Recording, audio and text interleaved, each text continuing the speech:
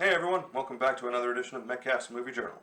This is the show where I do quick reviews for the movies that I watch, give them a score out of 10, and then add them to my list. So let's see what movie I'm reviewing today.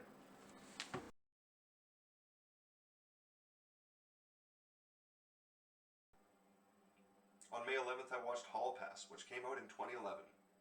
And as you can probably guess, the story here centers around a pair of husbands, Rick, played by Owen Wilson, and Fred, played by Jason Sudeikis, who, after repeatedly getting caught fantasizing about cheating in various ways, are given a hall pass for 1 week, so they can, of course, learn that they never really wanted to cheat in the first place.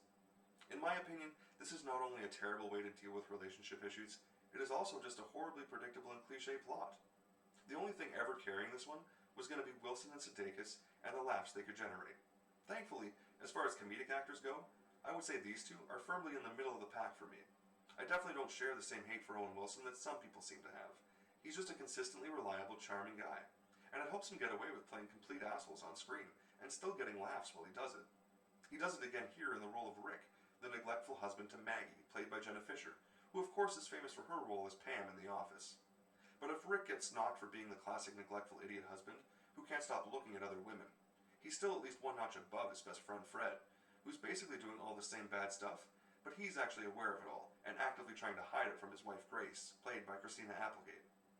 There were some funny enough conversations that happened between the two wives, but for a rom-com, which was ultimately all about rebuilding healthier marriages, it never seemed like the female characters got even close to equal screen time or character development. It's even more disappointing since Christina Applegate is always funny, and I still haven't gotten much chance to see what Jenna Fisher could do in a movie, since the only two movies I can think with her are this one and Solitary Man. And she doesn't go much beyond the role of Pam Beesly in either film, so I still want to see more from her.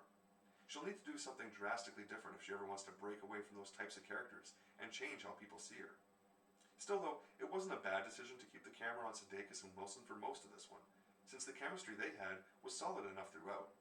I definitely think I've seen them both be funnier and work better with other people, but they're both still clearly pros at what they do, and if you've ever enjoyed either of them before, I think the R rating and that clear multiple takes of improv feel really helped get the funniest lines out of some of the scenes, so you could still find yourself enjoying this one. The story is weak, and even for a lowbrow comedy, not enough stuff actually happens.